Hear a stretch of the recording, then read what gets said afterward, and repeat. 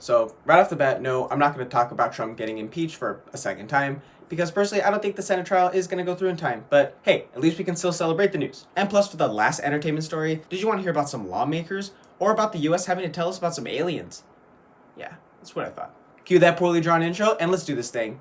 Ayo, and welcome to another episode of the Drew's Broadcast, the weirdest but schwankiest place to get some dining, robotics, entertainment, world, and sports news, all within the time it takes to play 7 minutes in heaven. Thanks, Osmond and Shane. Let's get into dining news. In dining news, it's Girl Scout cookie season. I think. I don't know actually.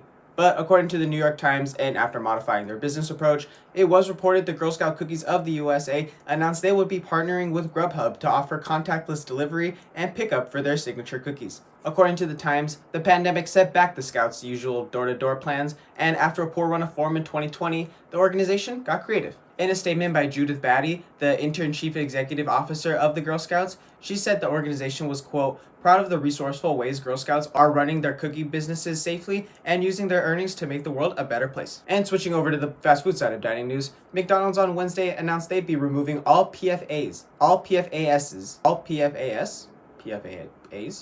per and polyfluoroalkyl substances from their wrappers, containers, and various packages by 2025, according to the News and Observer. Why, you might ask? Well, it is said to be an environmental advocate victory over the company. But what are these very hard to pronounce substances, you might also ask? PFAS are said to be man-made chemicals typically found in manufactured items, clothing, and grease-resistant wraps. However, they're also known as forever chemicals with some links to cancer, low infant birth weights, and increased cholesterol, according to Believe me!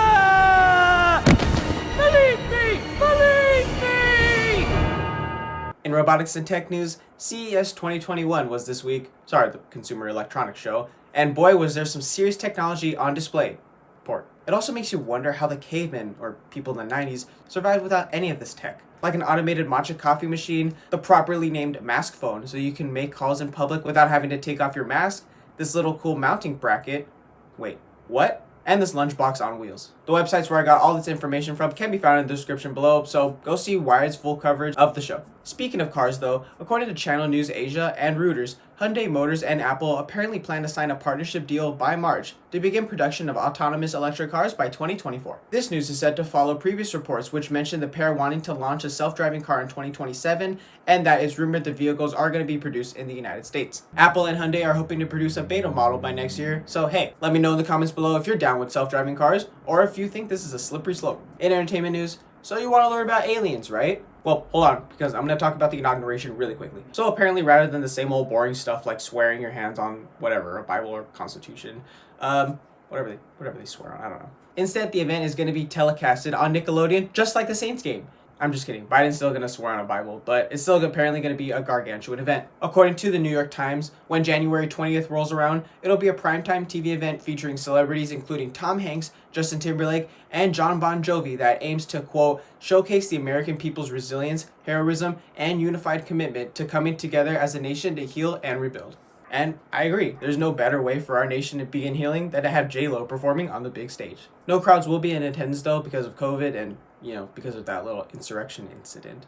But hey, let's talk about some aliens. According to Global News, well, I'll let them do all the explaining for all you alien enthusiasts out there.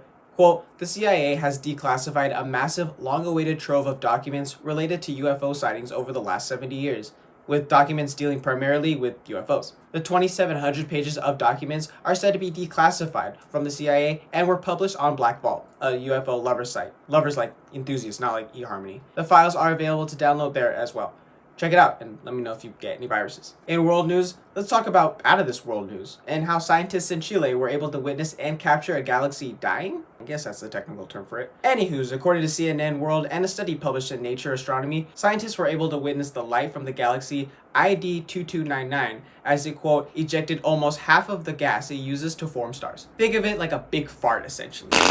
Also, like the scientists / astronomers weren't watching the event in real time, they were watching the light that finally reached the Earth after 9 billion years.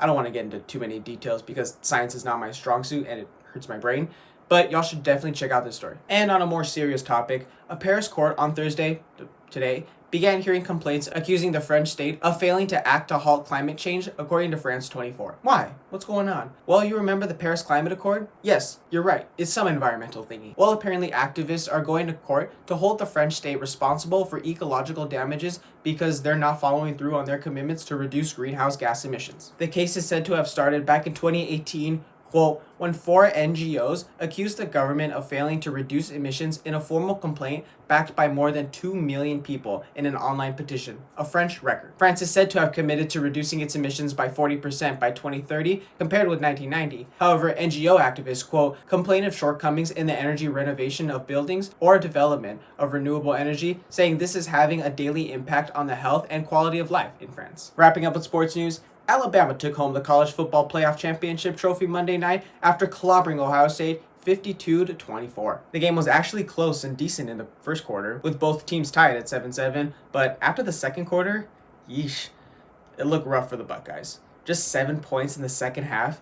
Yeah, that's all you need to know about how that game went. In other sports news, James Harden is set to leave the Houston Rockets after 8+ years and join the Nets on a contract worth players from other teams? I don't know how that works. I'm a soccer person. But apparently, according to ESPN, Harden got his move, Houston got Karis LeVert and 3 first-round draft picks, and everyone got a happy ending, including the Pacers and Cavaliers. And in other sports news, ESPN writes that Union Berlin and the German Player Association are feuding a little with the German Hairdresser Association after, quote, the union questioned whether Bundesliga players were using rogue barbers to get their haircuts before matches. It has to do with like COVID and restrictions and, people not being able to go out and conduct essential businesses, stuff like that. So please go read the story because unfortunately I've run out of space to write anything anymore. As always, thank you so much for watching. I've been your host, Andrew Alonso. If you like what you saw and somehow want to hear me as you fall asleep at night, check out my podcast, the Drew's Broadcast Podcast, for last week's headlines in simple satirical ways. And follow me on Twitter also for awesome tweets and links to all my weird content when it drops. Leave a like on the video, please. It helps me out a ton. And consider subscribing if you want to stay up to date on all things DREWS newsy. Have a great rest of your week, y'all. I got 4-day-old Little Caesars in my fridge, so I'll see y'all next time.